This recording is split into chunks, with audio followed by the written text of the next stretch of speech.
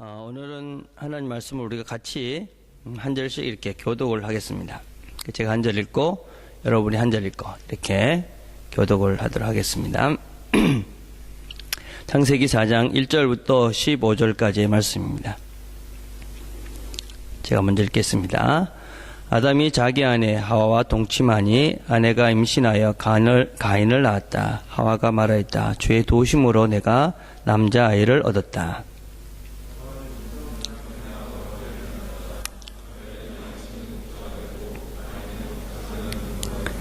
세월이 지난 뒤에 가인은 땅에서 거둔 곡식을 주께 제물로 바치고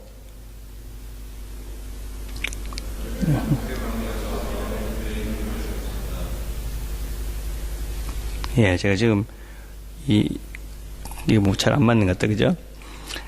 가인과 그가 바친 제물은 받지 않으셨다. 그래서 가인은 몹시 화가 나서 얼굴색이 변하였다.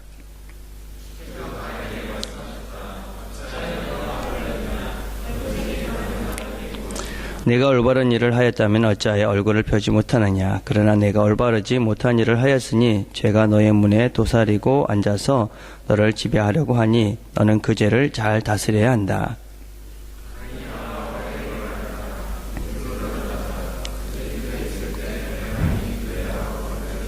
주께서 가인에게 물으셨다. 너의 아우 아벨이 어디 있느냐? 그가 대답하였다. 모릅니다. 제가 아우를 지키는 사람입니까?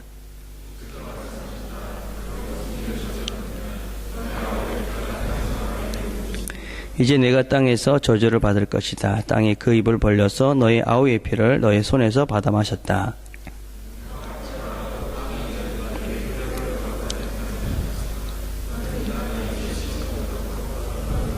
가인 주께 말씀드렸다. 이 형벌은 제가 짊어지기에 너무 무겁습니다.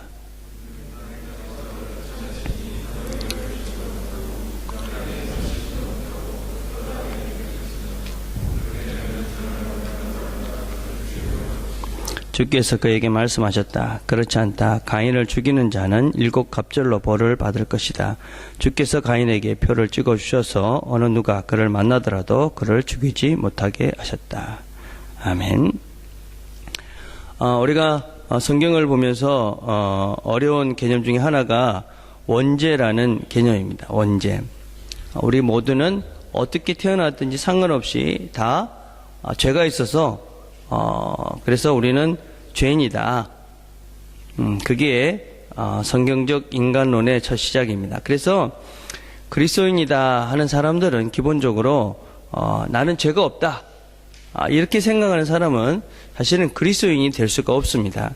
왜냐하면 그리스도인이다라는 것은 자신이 죄인임을 인정하고 그 죄에 대한 해결책을 위해서 하나님께 나온 사람이기 때문에 그렇습니다. 그래서 그리스도인에 대한 죄에 대한 이해는 우리가 죄인이고 그 원죄가 있고 그렇기 때문에 우리는 죄를 짓는다. 그게 우리의 인간 이해의 첫 시작입니다. 그럼 이런 질문들을 합니다. 하나님께서 그렇게 죄를 지을 수 있는 존재로 만들어 놓고 그걸 또 벌하시는 하나님은 하나님이 능력이 부족하시거나 하나님이 실수한 것이 아닌가? 그렇게 질문을 한다면 아직까지 제가 했던 설교를 다시 들어봐야 됩니다. 왜 하나님께서는 우리를 그렇게 만드셨고 또 우리는 그렇게 죄를 지을 수밖에 없는 존재인지. 하나님은 우리를 하나님도 거부할 수 있는 완전한 자유로운 존재로 우리를 만드셨습니다.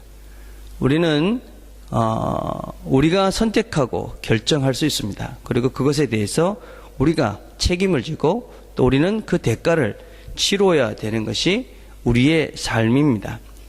그래서 그 이야기가 바로 선악을 알게 하는 나무의 이야기다라고 우리가 지난주에 말씀을 드렸습니다. 스코트 팩이라는 분이 이런 이야기를 했습니다. 인간의 영적 성장에 4단계가 있다. 그런 말씀을 했습니다. 사람은 다 이런 그 영적 성장에 단계가 있는데 4단계가 있다는 것입니다. 1단계가 있는데 1단계는 누구냐면 혼돈과 반사회적인 사람이다. 이렇게 정의를 합니다. 한 20% 정도가 2단계에 속하는 사람이라고 이야기합니다. 20% 정도가 그러니까 혼돈과 반사회적인 성향의 사람이라는 것입니다. 이 사람은 영성이라는 것이 없습니다. 그리고 다른 사람을 생각하고 배려하는 것도 없고 철저히 자기 중심에다가 희생도 없고 봉사도 없습니다. 오직 자기 의지만이 스스로를 통제할 수 있는 메커니즘. 그래서 혼돈입니다. 자기밖에 자기를 통제할 수 없으니까 그러니까 원칙이 없다는 것입니다. 그래서 이제 혼돈인 것이죠. 그래서 자기밖에 또 모르기 때문에 반사회적입니다. 사회라는 것은 사람이 함께 더불어 사는 공동체라는 것은 서로 다른 사람을 배려하는 것을 기본적으로 하는, 그리고 스스로가 서로를 위해서 희생을 하는 사람들의 모임이 공동체고 사회입니다. 그런데 다른 사람에 대해서 배려하지 않고 다른 사람들에서 희생하지 않으려는 이런 사람이기 때문에 반사회적이다, 그렇게 이야기합니다. 교회 공동체 내에서도 이런 사람들은 있습니다. 교회라는 것은 사실은 뭘 억지로 할 수 있는 것이 아닙니다. 억지로 뭘 해라 그래서 할 수 있는 것도 아닙니다. 우리는 자발적 공동체, 스스로가 뭐를 해야 하는 공동체입니다. 그런데 많은 사람들이 자기의 이익을 추구하기 위해서 옵니다. 근데 사람들은 성장해서 바뀝니다. 그런데 끝까지 자기의 이익만을 위해서, 자기가 옳다는 것만을 위해서 사는 사람들도 종종 있습니다. 희생하고 봉사하지 않습니다. 물론 하는 척은 하지요. 그러나 그것도 자기의 이익을 위해서, 또 다른 사람들이 보는 정도, 그 정도만 합니다. 그래서 그렇게 말씀을 통해서 희생해야 되는 것이 인생의 삶이다, 또 나누고 이렇게 하려도 변하지 않습니다. 그리고 변하려 하지도 않습니다. 그래서 그 단계에 머물러 있는 사람들이 한 20% 정도 된다 하는 것이 일반적인 학자들의 이야기입니다. 첫 번째 단계. 두 번째 단계는 형식적 제도적 단계입니다. 자신의 의지와 통제의 수단을 철저히 형식에 매여 있는 것들을 말합니다. 율법주의자들이다, 이렇게 얘기합니다. 대부분의 교인들은 이 단계에서 벗어나지 못합니다. 그래서 내가 어떤 형식에 참가를 하면 그러면 바르다, 그리고 그것을 하지 않으면 틀렸다, 이렇게 생각하는 것입니다. 특별히 한국교회가 참 많이 형식적인 그런 데 치유되어 있다고 볼 수 있는데, 미국에 가서 한 이야기를 들었는데, 어떤 한인교회는 목사님이 설교를 할 때 아직까지 가운을 입지 않고 설교를 하겠다, 그래가지고 그 교회를 사임해야 되는 그런 일이 있었답니다. 그러니까 그냥 그전까지 해왔던 그런 형식들에서 조금도 이렇게 바뀌는 것, 변화, 이런 것들을 받아들이지 못하는 사람들입니다. 사실 이런 사람들이 많은 데가 제일 편합니다. 그냥 정확하게 주일날 예배드리고 시키는 대로 정확하게 하고 딱 율법적으로 하는 것. 그래서 그걸 안 하면 불편하게 느끼는 사람들을 말합니다. 그러나 이런 단계에서 인간은 만족하지 못합니다. 물론 거기에 셋돼서 거기에 머물러 있는 사람들은 그것이 제일 편합니다. 그래서 거기서 더 이상 발전하려 하지 않습니다. 그러나 진정한 자기를 찾아가려는 사람들에게는 이 단계가 만족스럽지 못합니다. 왜냐하면 그동안 해왔던 우리의 모든 전통과 또 그동안 우리가 누려왔던 그런 제도적인 것들은 과거의 것들입니다. 그래서 그것이 지금 우리와는 조금만 생각해봐도 맞지 않는다는 것입니다. 200년 전에 불렀던 찬양과 그런 곡조가 지금 젊은이들에게 맞는가? 안 맞는 것이죠. 그래서 많은 젊은이들이 교회를 떠나는 이유 중에 하나가 이런 율법적이고 제도적인 것에 자기 자신이 맞지 못하기 때문에 여기서는 뭔가 내가 이렇게 누릴 수 있는 것들이, 또 내가 배울 수 있는 것이 없다고 생각하기 때문에 율법적이고 제도적인 교회에서 사람들이 떠납니다. 그 다음 그런 질문을 하고 회의하는 단계가 세 번째 단계입니다. 그래서 이것을 회의적 사회적 단계다, 그래 얘기를 합니다. 이런 사람들은 사실은 종교 활동은 열심히 하지 않습니다. 그런데 더 희생적이고 봉사적입니다. 교회 모임은 오지 않지만 사회적인 활동들은 더 많이 하고 더 많은 도네이션도 합니다. 진리를 추구하고 자신의 믿음의 조각들을 삶을 통해서 확인해가고 질문을 해갑니다. 내가 믿는 것이 정말 옳은가? 그리고 그것을 질문하고 그 질문의 답을 찾기 위해서 삶 속에서 구체적으로 그것을 실천해 가면서 진리를 찾아갑니다. 그리고 마지막 단계가 되면 신비적, 공동체적 단계가 됩니다. 신비롭다. 그럼 신비롭다는 것은 설명되지 않는다라는 것을 의미합니다. 2단계에 있는 사람들은 대부분이 그냥 정확한 것들을 좋아합니다. 분명히 뭐 어떻게 하라는 말이냐, 이게 무슨 뜻이냐. 그렇지만 마지막 단계에 이르는 이 신비적 공동체적 단계가 되어지면 설명을 할 수가 없습니다. 하나님을 온전히 설명해낼 수 있다. 그건 하나님이 아닌 것이죠. 그렇지만 내가 설명해낼 수 없는 그 가운데 있는 신비를 내가 알기 때문에, 또 경험하기 때문에 그 단계에서 평안을 누립니다. 그리고 그렇게 신비를 알고 인정하고 그 속에 머무는 사람들은 결국 사람들에게 헌신하게 되어집니다.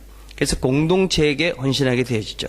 그래서 그 사람들을 섬기게 되고 결국 그 신비로움 속에 있는 그 편안함과 신비로움 속에 있는 하나님을 통해서 새로운 관계를, 신비로운 관계를 만들어가고 누려갑니다.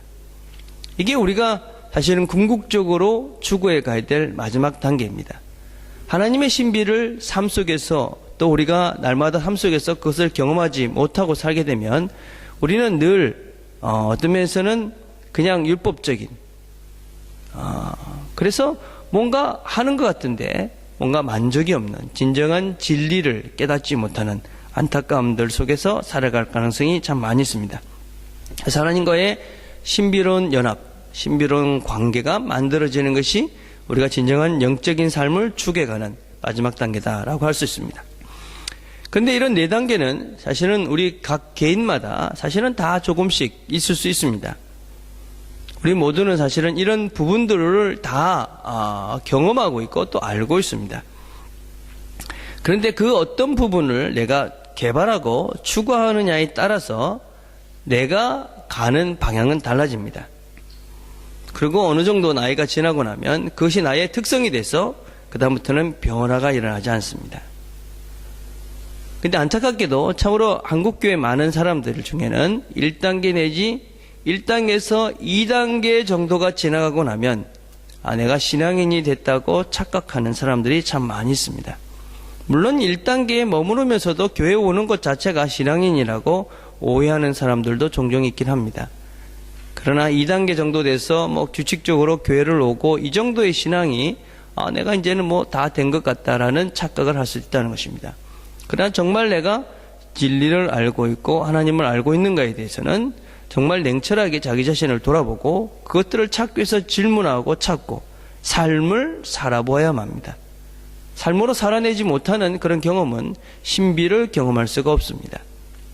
그래서 아무리 신앙생활을 오래 했다 할지라도 확신이 없고, 그래서 늘 누가 봐도 저 신앙생활 하는 사람의 모습이 저것이 맞을까, 그런 회의를 하게끔 하게 합니다. 오늘 우리가 읽었던 본문의 말씀 중에 나타난 가인이라는 사람은 바로 우리가 그냥 한 인간이 아무런 생각 없이 그냥 자기의 본성을 따라서 살게 되면 어떻게 되는가 하는 것을 보여주는 한 예다라고 할 수 있습니다. 우리가 잘 아는 이야기입니다. 그죠? 가인과 아벨의 이야기입니다. 어떤 면에서는 참 아름다운 형제의 관계임에도 불구하고 거기서의 살인이라는 가장 비참한 죄의 결과가 나타났습니다.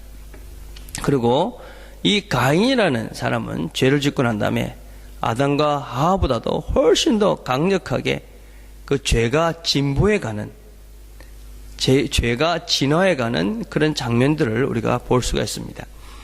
이런 문제의 발단은 가인과 아벨이 하나님께 제사를 드린 것입니다. 둘 다 제사를 드렸고, 근데 하나님은 아벨의 제사를 받고 가인의 제사는 받지 않았습니다. 어떤 사람들은 가인은 곡식으로 제사를 드렸고 또 아벨은 양으로 제사를 드렸기 때문에 피의 제사를 드린 것이 그것의 차이다, 그렇게 이야기하지만 사실 본문은 그런 것 같지는 않습니다. 나중에 후대의 선배들이, 신앙의 선배들이 성경에 기록하기로는 아마 믿음의 문제고 본질적인 그 마음의 상태의 문제다라고 정의를 하고 있습니다. 그래서 히브리서 11장 4절에 보면 믿음으로 아벨은 가인보다 더 나은 제사를 하나님께 드림으로 의로운 자라 하는 증거를 얻었다. 그렇게 이야기합니다. 또 요한일서 3장 12절에 보면 가인과 같이 하지 말라. 저는 악한 자에게 속하여 그 아우를 죽였으니 어떤 연결로 죽였느냐. 자기 행위는 악하고 그 아우의 행위는 의로움이다. 하나님께서는 우리의 마음을 보십니다. 여기 앉아있는 우리가 이곳에 똑같이 앉아있고 똑같은 예배의 형식을 취하지만 어떤 마음으로 예배를 드리느냐 하는 것에 따라서 하나님의 마음이 움직이기도 하시고 또 하나님이 우리에게 은혜를 주시기도 하시고 또 우리가 하나님을 경험할 수도 있고 할 수 없을 수도 있습니다. 우리의 마음이 어디에 있는가? 정말 하나님을 알고자 하는 마음이 있는가? 하나님을 정말 경배하고자 하는 마음이 있는가? 그 마음을 하나님께서는 보신다는 것입니다. 그 마음을 하나님께서는 아셨다는 것을 우리가 7절을 통해서도 확인해 볼 수가 있습니다. 내가 올바른 일을 하였다면 어찌하여 얼굴을 펴지 못하느냐. 그러나 내가 올바르지 못한 일을 하였으니 죄가 너의 문에 도사리고 앉아서 너를 지배하려고 하니 너는 그 죄를 잘 다스려야 한다. 자신의 제사를 받지 않은 것에 대해서 가인은 분을 내고 화를 내고 있습니다. 하나님께서 그렇게 얘기하는 것이 네가 바르게 했으면 그렇게 화를 낼 필요가 있느냐. 결국은 너가 잘못한 것들을 스스로 인정하고 있지 않느냐. 그렇게 얘기하는 것이죠. 원래 잘못을 하면 더 화를 내지 않습니까? 그렇죠? 그래서 하나님께서 그것을 보고 경고합니다. 내 죄를 잘 다스려라. 그런데도 그 잘못을 뉘우치지 않고 아벨을 들로 불러서 그를 죽여버립니다. 이런 본문을 보면 가인이 아벨을 죽인 것이 그냥 화가 나서 죽인 것 같지만 사실 그렇지 않습니다. 그를 들로 불러서 이야기 좀 하자 그래 놓고 그러고 난 다음에 시간을 두고 그러고 난 다음에 이 가인이 아벨을 죽인 것입니다. 계획적으로 죽인 것이다 라는 것입니다. 하나님께서 아우가 어디 있느냐, 그러니까 내가 아우를 지키는 자입니까? 여러분, 이런 인간의 본성을 들켰을 때, 그죠? 우리가 어떻게 반응하느냐, 이게 참 중요합니다. 이제. 내가 어떤 사실을 잘못한 것을 이렇게 들켰을 때, 그때 내가 반응하는 정도가 나의 인간성의 어떤 정도다라고 할 수 있습니다. 그래도 내가 지난주에는 우리 그랬죠, 그죠? 저 사람 때문에 그랬어요. 그거 괜찮은 거예요. 그래도 좀 괜찮죠, 그죠? 그런데 내가 어떻게 합니까? 내가 그 사람 지키는 자입니까? 예, 이렇게 되면 온전히 거짓의 사람이 되는 것입니다. 거짓의 사람, 아주 위험한 사람이지요. 그러나 하나님께서는 이 가인의 죄를 지적합니다. 그때야 본색이 드러납니다. 여러분, 이 본색이라는 것이 무엇인지 어쩌면 가인도 모르는 본색이시죠. 이곳에서 쫓겨나면 나는 금방 죽을 것입니다. 그 마음속에 있는 본색이 뭐냐? 잘못을 하고 나면 우리 속에 무엇이 있다고 그랬습니까? 두려움이 있습니다. 그 공포가 나타나는 것이죠. 인간이 거짓말을 하는 많은 이유 중에 하나가 바로 이 두려움입니다. 공포가 있지요. 자, 그러면 우리가 처음부터 다시 한번 생각을 해봅시다. 왜 가인은 아벨을 죽였을까? 왜 그 마음속에 가인을 죽여야 되겠다는 마음이 생겼을까? 인간의 가장 오래된 죄악 중에 하나, 그것을 뭐라고 그러냐면 교만이라고 그럽니다. 교회 역사가 정한 7가지 죄악이 있습니다. 교만, 탐욕, 음란, 성냄, 탐식, 질투, 게으름. 우리 주보에 보면 여러분 제가 간단하게 설명을 해놨어요. 한번 보십시오. 요새는 새로운 죄악 7가지도 있는데 첫째가 교만입니다. 교만. C.S. 루이스는 가장 큰 죄, The greatest sin, 이거를 교만이라고 했습니다. 가장 큰 죄. 성경도 이렇게 이야기합니다. 주님을 경외하는 것은 악을 미워하는 것이다. 나는 교만과 오만, 악한 행실과 거짓된 입을 미워한다. 사람의 마음의 교만은 멸망의 선봉이요 겸손은 종교의 앞자입니다. 주께서는 그 팔로 권능을 행하시고 그 마음에 교만한 사람을 흩으셨으니.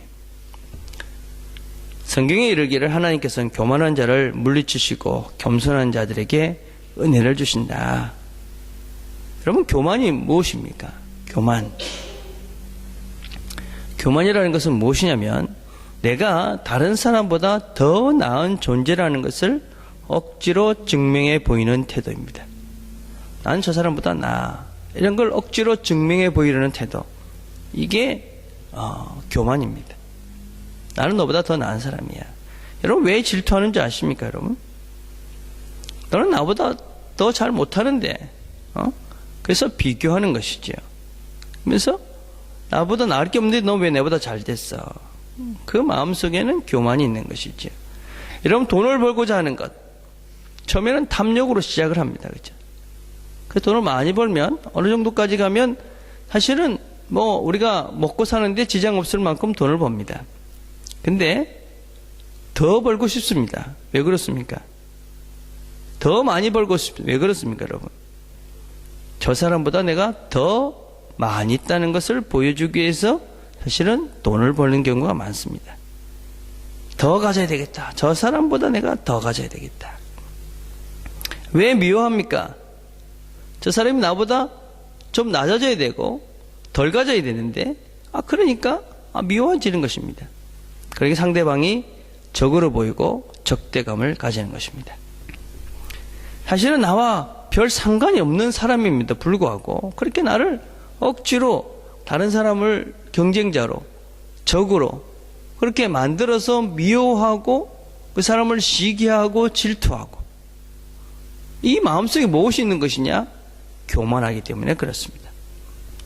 가인이 왜 화가 났습니까? 왜 아벨을 죽입니까? 아벨이 가인에게 뭔 짓을 했습니까? 아무 짓도 사실은 하지 않았습니다. 가인이 드린 제사와 아벨이 드린 제사는 아무런 상관이 없습니다. 아벨을 보고, 가인을 보고 아벨을 좀 배워라. 그랬으면 좀, 그죠? 마음이라도 상했었지만 주님께서는 그렇게 말씀한 적도 없습니다. 그런데 그 아벨의 제사가 자기보다 낫다는 그것을 하나님 받으셨다는 그 자체를 가인은 인정할 수가 없었다는 것입니다. 그래서 자기 형제인 아벨을 죽여버립니다. 이것이 인간 본성 가운데 자리 잡고 있는 아주 가장 오래된 교만의 죄악의 본성들입니다. 사실 아담과 하와도 마찬가지지요. 어떻게 유혹을 합니까? 뱀이 너 하나님과 같이 될 수 있어 라는 그 유혹에 하와가 넘어갑니다. 우리의 가장 깊은 곳에 있는 이 교만, 이 교만에 대한 충분한 자각들이 있어야 합니다. 특별히 교만한 사람은 하나님께서 패망의 선봉이다 그렇게 말씀합니다. 이 교만한 사람은 하나님을 믿는 것이 참 어렵습니다. 왜냐하면 자기 위에 자기보다 더 큰 존재가 있다는 인식이 부족합니다. 그래서 위를 쳐다보지 못하고 늘 아래만 쳐다봅니다. 그러니까 다른 사람들이 다 자기 아래에 있어야 마음이 편한 것입니다. 그러니까 하나님에 대한 존재를 인식할 수 있는 기회가 많지 않은 것이지요. 특별히 신앙생활을 한다는 사람들 가운데도 이런 교만한 사람들이 있습니다. 이런 사람들 한번 생각을 해봐야 됩니다. 나는 교만한 사람인가 아닌가. C.S. 루이스가 이렇게 이야기를 했습니다. 자신이 신앙생활을 한다는 사실 때문에 스스로 선한 사람으로 느껴질 때는, 특히나 자기가 다른 사람보다 낫게 느껴질 때는 확실히 하나님이 아니라 악마를 따르고 있다고 보면 됩니다. 나는 누구보다 나아. 저 사람보다 난 나은 것 같아. 난 이 정도 사니까 난 괜찮아. 이런 사람들은 확실히 악마를 따르고 있다라고 보는 것이 맞다. 그렇게 이야기하고 있는 것입니다. 내가 하나님 앞에 있다 하는 것을 우리가 어떻게 할 수 있느냐.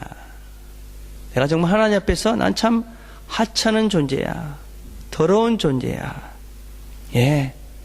이런 인식이 있는 사람들이 사실은 진정한 그리스도인이다 라고 할 수 있는 것이죠. 그래서 그리스도인이다, 내가 예수를 믿는다라고 생각하는 그 순간부터 우리는 우리 자신들이 높다고 생각할 수가 없습니다. 난 누구보다도 낮은 자이기 때문에 그렇지요. 그러나 우리가 그리스도인이기 때문에 우리는 뭐 자부심도 없고 뭐 누구한테 칭찬받는 것도 그렇진 않은 것이죠. 도표를 한번 보시면 자, 우리가 칭찬받고 즐거워할 수 있습니다. 다른 사람이 누구를 나를 칭찬해 줍니다. 그래, 내가 저 사람이 나를 칭찬해 참 기분이 좋다. 그건 교만하지 않은 것입니다. 그런데 칭찬을 받는 그것보다도 칭찬받는 자기가 난 이 정도는 칭찬을 받을 만한 존재야. 이게 교만해진 거죠. 여러분, 자랑스러워 할 수 있습니다, 여러분. 내가 뭔가 어떤 성취를 했을 때 참 내 자신 또 내 아들 참 프라우드하게 생각할 수 있죠. 그죠? 그래서 열심히 해서 내가 참 열심히 했다. 그런데 그것 때문에 우쭐하고 다른 사람을 무시한다. 그건 교만한 사람입니다. 난 이 정도 했는데 이 정도 성과를 얻었어. 여러분, 그건 여러분에게 만족을 줄 수 있는 것입니다. 근데 왜 저 사람은 저렇게밖에 못하나?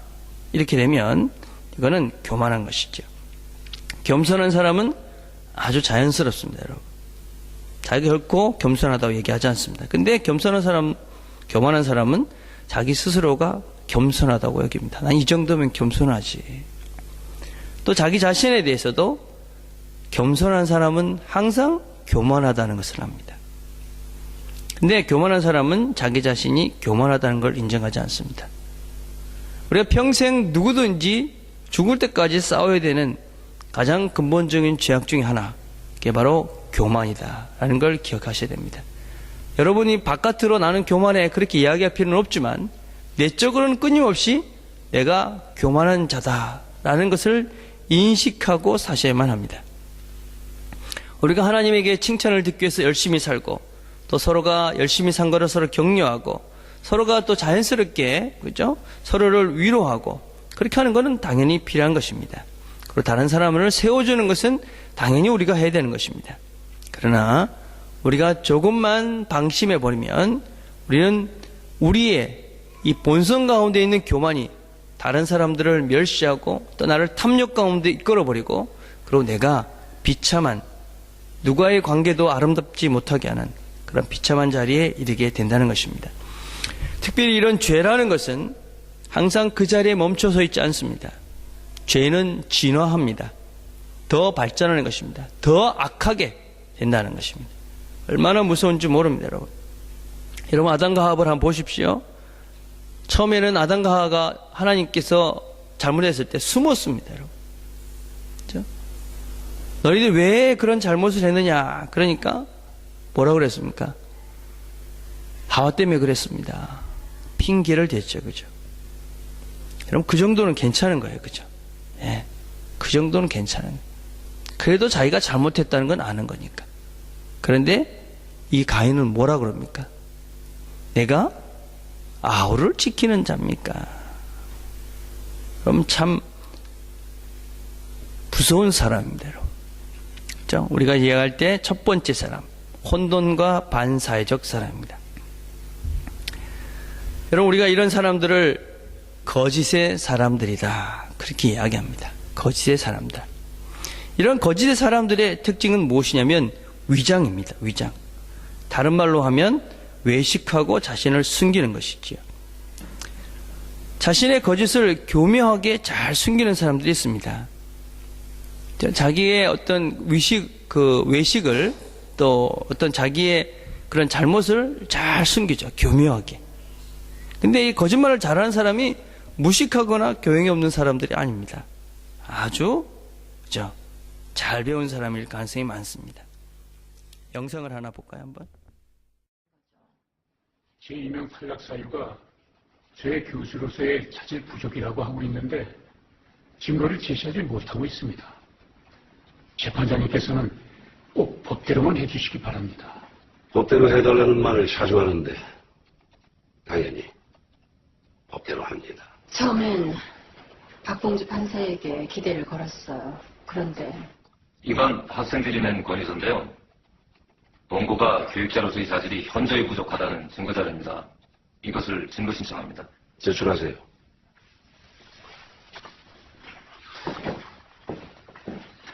학생들을 증인으로 불러주십시오. 합격식이 날 줄 안 거짓말입니다. 판단은 재판장이 합니다. 따라서 원심의 결정을 번복할 이유가 없으므로 원고의 항소를 기각한다.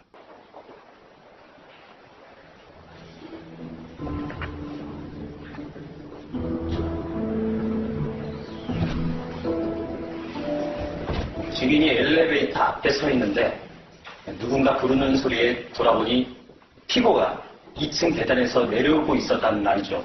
네. 계단 위에서 나타난 피고가 증인에게 다가오면서 석궁을 든 채로 다가온 겁니까? 네. 검사, 계속 신문하세요. 피고가 석궁을 들어 정확히 증인을 향해 조준하였죠. 그때 너무 놀라 정신이 없었습니다. 아무튼 피고인이 그때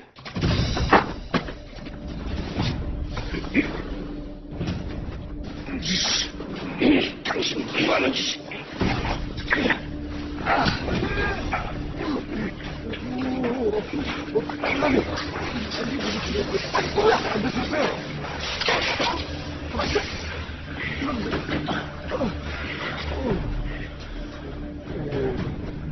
그거 잘 보관하시오. 경찰에 신고하고 이 사람 잘 붙잡고 있어요. 증인에게 묻겠습니다. 배에서 뽑았다는 화살이 어떻게 뭉툭해질 수 있습니까? 그건 제가 잘 모르겠습니다. 아무튼 그때 보니 증인, 지금 거짓말하고 있는 거죠. 명예훼손성 발언은 삼가해 주시면 고맙겠습니다. 증인은 교수 지휘 확인 소송 과정에서도 재판을 주관하면서 거짓말을 일삼았습니다. 자제하시죠. 피해자가 합의할 예사를 보이고 있는데. 조용히들 하세요. 그 재판에서 증인은 법에 의해 재판해야 한다는 헌법 제103조와 신의 성실의 원칙을 지켜야 한다는 민사소송법 제1조를 위반했습니다. 피고인, 이번 일은 애초에 없었을 겁니다. 재판장님, 제지해 주십시오. 피고인, 그만하세요. 변호사님, 재판 거부하세요. 재판 거부하시라고요. 이야기 여러분 영화 보신 분들 많을 거라고 생각합니다. 그 다음 한번 사진 한번 볼까요? 예. 이분은 실제, 지금도 여전히 판사라는 직분을 잘 하고 있는 분입니다. 아주 교묘하게 자신을 위장하는 수법이 아주 대단한 사람이죠. 자기의 이익을 위해서는 무엇이든지 할 수 있는 1단계의 사람입니다. 판사인데 그렇습니다. 물론 영화 가운데 나타난 면들이 그렇다는 겁니다. 실제 그런지는 제가 확인할 수 없지만, 그죠? 그러나 우리가, 이런 면들을 보면, 뭐 연기를 아주 잘했지만, 이런 연기하는 내용들을 이렇게 살펴보면, 이 사람들 뿐만 아니라 판사 그 부류에 있는 사람들, 이런 사람들이 얼마나 자기를 철저하게 감추고 위장하고 숨기고 있는지, 이런 모습들을 우리가 아주 신랄하게 볼 수가 있습니다. 혹시 여러분들 중에 안 본 사람 있으면 한번 보십시오. 거짓이라는 것이 얼마나 더 큰 문제를 만들고 또 그런 것들이 들킬까봐 그것을 얼마나 더 강하게 위장을 하고 숨기고 이런 것들이 얼마나 이 사회를 그리고 그 사람의 존재를 또 한 사람을 망치는지 이런 것들을 우리가 좀 볼 수 있는 면이 있지 않을까 생각을 합니다. 여러분 그런데 우리가 우리 자신을 드러내는 것이 참 어렵다, 힘들다 이런 얘기를 하지만 조금 생각해 보면 사실은 자기를 위장하는 것은 더 힘듭니다. 우리 죄라는 것이 사실은 참 쉽게 짓는 것 같지만 죄는 참 짓기 어려운 것입니다.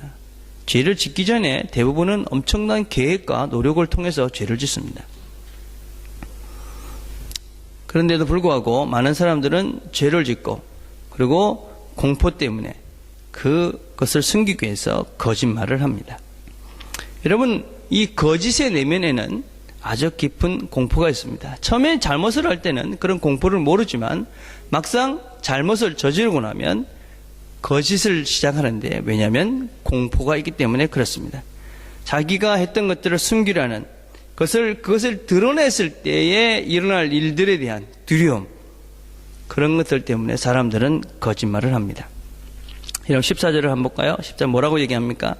오늘 이 땅에서 저를 쫓아내시니 하나님을 뵙지도 못하고 이 땅 위에서 쉬지도 못하고 떠돌아다니게 될 것입니다. 그렇게 되면 저를 만나는 사람마다 저를 죽이려고 할 것입니다. 여러분, 사람이 강한 것 같고 자신을 위장해서 자기를 속이고 난 안 그런 척 하지만 모든 인간들에게는 결정적인 순간이 옵니다. 자기 일이 잘못한 것들에 대한 결과가 이 땅을 살면서 언젠가는 보게 되어져 있습니다. 그리고 그것을 무시하고 자기도 없는 것 같이, 그냥 잘못도 없는 것 같이 거짓 속에서 그렇게 산다 할지라도 우리 모두는 죽음이라는 마지막 순간이 옵니다. 그리고 그 이후에 나의 삶에 대한 결과가 있을 것을 우리는 막연히 압니다. 그냥 이 세상이 다 끝이 아니다 하는 것을 우리 모두는 다 막연히 압니다. 그렇지만 그냥 끝이다 라고 생각하고 살고 싶을 뿐입니다. 잘못을 하고 그냥 사는 사람들은, 거짓말하면서 자기를 온전히 숨기면서 그냥 이 땅을 사는 사람들은 그렇다라고 믿고 살고 싶은 것뿐입니다. 그러나 그 내면의 속에는 자기도 모르는, 어떤 면에서는 잊어버린 아주 끝없는 공포와 두려움이 그 속에 숨겨져 있습니다. 여러분, 우리 삶에 대한, 잘못에 대한, 거짓에 대한 두려움이 없는 사람, 그런 사람은 아무도 없습니다. 단지 없는 척을 할 뿐입니다. 그 두려움이 없는 사람, 그렇다면 그 사람은 이미 자기 자신이 누군지를 상실한 온전히 거짓의 사람이 되어 있을 가능성이 많습니다. 거짓의 사람들 속에는 어쩔 수 없이 끝없는 공포와 두려움이 있습니다. 그러다 보니까 더 숨기려 하고 더 감추려 하고, 그러다 왜 자기도 누구지 모르는 그런 거짓의 사람으로 평생을 삽니다. 위장과 공포 속에서 평생을 사는 것이죠. 이런 공포 속에서 해방되는 방법이 무엇입니까? 우리가 거짓말을 안 하고 잘못을 안 하고 살 수 있을까요? 그럴 수 없죠. 그렇죠? 우리가 얼마나 거짓말을 잘하는지, 보통 사람들이 하루에 적게는 20번, 많으면 200번 정도 거짓말을 한다고 합니다. 저도 생각을 해봤어요. 아침 일어나서부터 거짓말할 때가 참 많아요. 몇 시에요? 그럼 보통 제가 한 30분쯤 플러스해서 얘기를 합니다. 그죠? 전 양호한 편이죠. 여러분들은 1시간 정도 더 넘게 할 때 많잖아요. 우리 아들이 깨울 때는 보통 1시간 얘기해요. 몇 시야? 그러면 8시면 9시야. 빨리 일어나. 1시간 동안 싸우는 보통, 그죠? 대부분 부모님들이 하시는 거짓말이에요. 그죠? 그것부터 시작해서 많이 하죠. 그죠? 처음 사람을 만나면 보통 사람들이 10분 안에 3번의 거짓말을 한다고 그럽니다. 네, 처음 만나는 사람들 이렇게 이야기하다 보면, 그죠? 6살이 되면 충분히 부모님을 속일 수 있는 거짓말을 할 수 있는 능력자가 된다. 그렇게 얘기합니다. 예, 6살쯤 되면 아기들이 이제 부모님들을 다 속아서 깜짝 넘어갈 정도의 그런 거짓말쟁이가 된다는 것이에요. 물론 1살부터 본격적으로 부모를 속이기 시작한답니다. 그래서 1살이 됐는데 배가 안 고픈데 잉잉 딱 엄마가 안 보일 때는 안 울잖아요. 엄마 딱 보이는 순간부터 잉잉 대고 웁니다. 여러분. 1살부터 속인다. 물론 더 어릴 때도 속일 수 있는 것 같아요. 그렇죠? 가히 내가 죽을 것입니다. 여러분, 우리가 거짓말을 안 하고 잘못을 안 하고 살 수는 없습니다. 다 거짓말하고 잘못하고 삽니다. 근데 그것을 끝까지 숨기며 살 것인가, 아니면 용서받고 살 것인가의 차이인 것입니다. 하나님께서 내가 죽을 것입니다. 내가 이런 잘못을 했고 이런 거짓말을 했으니 나는 죽을 것입니다. 그렇게 얘기하니까 하나님께서 말씀합니다. 안 죽을 것이다. 15절에 이렇게 말씀합니다. 그렇지 않다. 가인을 죽이는 자는 7갑절로 벌을 받을 것이다. 주께서는 가인에게 표를 찍어주셔서 어느 누가 그를 만나더라도 그를 죽이지 못하게 하셨다. 여러분, 용서를 받으며 사는 삶, 이것이 신앙의 본질입니다. 여러분, 우리가 왜 거짓과 공포 속에 삽니까? 그것은 감추고 숨기고 그냥 위장하며 살기 때문에 그렇습니다. 여러분, 그냥 살면서 잘못한 거 들키고 벌받고 사는 것이 훨씬 편하고 안전하게 사는 법입니다. 용서를 구하고 용서를 받고, 그래야 내가 성장하고 거짓의 사람의 모습에서 벗어날 수가 있습니다. 우리가 잘못을 안 하며 살 수가 없습니다. 거짓말을 안 하고 살 수가 없습니다. 그러나 중요한 것은 내가 용서를 구하고 용서를 받고, 그래서 그 거짓의 탈들을 벗어날 때만이 우리가 진정한 자유를 누리고, 진정한 우리가 나의 본질적인 모습을 가지고 하나님의 신비를 경험하며 살아갈 수 있게 되어집니다. 저는 제가 자녀를 키우면서 참 잘못한 것이 많은데 그 중에 하나가 무엇이었냐면은 용서를 잘 못했다는 것이었습니다. 그렇다고 우리 애를 내가 뭐 막 때리고 그러지도 않았는데 지금 이렇게 돌이켜보면 우리 부모님들 잘 들어보세요. 우리 부모 될 사람들 다 하잖아요. 아이가 사실은 뭐 잘못했어요. 이러면 다 부모님은 용서해 줍니다. 여러분. 잘못했다는데 내가 용서할 수 없어. 그런 부모는 없어요. 근데 자기가 잘못한 것이 뻔히 있는데 이야기하지 않습니다. 그러다 내가 발견을 한 것이죠. 찾아낸 거예요. 그때 어떡합니까? 너 내한테 거짓말했지. 이러고 혼내잖아요. 그죠? 근데 하나님은 그렇게 하지 않으셨더라고요.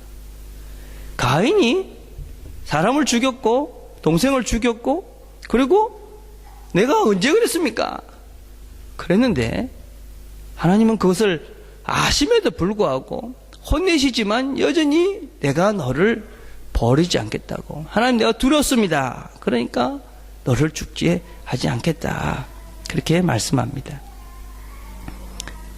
무슨 얘기냐면 우리 자녀들이 또 여러분의 친구들이 여러분 사랑하는 사람들이 잘못을 했을 때에 그 잘못한 것을 발견했을 때 어떤 면에서는 거기에 진정한 용서와 사랑을 보여줄 수 있는 기회라는 것입니다. 드디어 내가 네 꼬투리를 잡았어. 그래서 혼내는 것이 아니라 그래도 나는 너를 사랑한다. 나는 그래도 너를 용서한다. 그게 성경적인 교훈인 것이죠. 그게 하나님의 마음인 것이죠. 하나님이 우리가 잘못했던 것을 몰라서 용서해 주신 것이 아닌 것이죠. 그냥 하나님 용서해 주세요. 예, 하나님이 내가 그냥 들켰는데도 내가 잘못한 것들을 알면서도 숨기고 있는데도 불구하고 하나님은 그래도 우리를 용서해 주시는 것이지요. 이게 우리가 하나님께서 우리에게 베풀어 주신 용서이고 그래서 우리가 그렇게 살아야지만이 영적으로 성장할 수 있고 진정한 자유와 신비를 누리며 살 수 있게 되는 것이지요. 이 이야기 하나 하고 설교를 정리하려고 그래요. 제가 참 좋아하는 이야기인데 어느 교회에서 한 어린 소녀가 예수님을 만났다는 이야기를 한다는 소문이 돌았어요.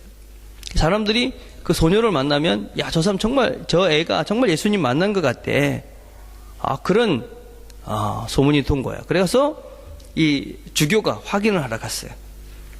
그래서 아이를 만난 거야. 아이야, 막 얘기를 하다 보니까 이 주교도 헷갈린 거예요. 그래서 이 주교가 그렇게 얘기를 했어요.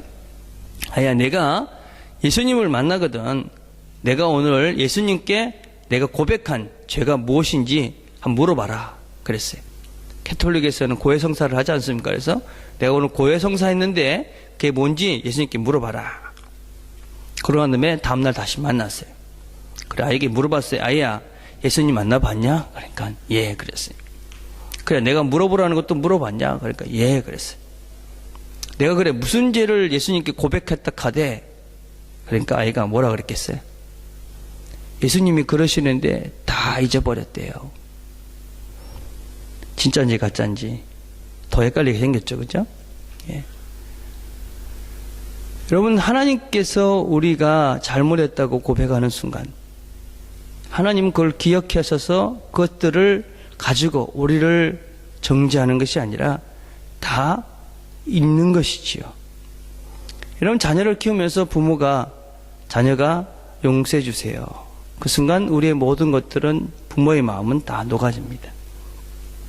용서하고 용서받고 내 자신을 모두에게 드러낼 수 있는 그런 진실된 삶, 그게 공동체입니다. 그게 교회인 것이죠. 여기서는 그것을 해도 됩니다. 이곳에서 그것을 해야 되는 것이지요.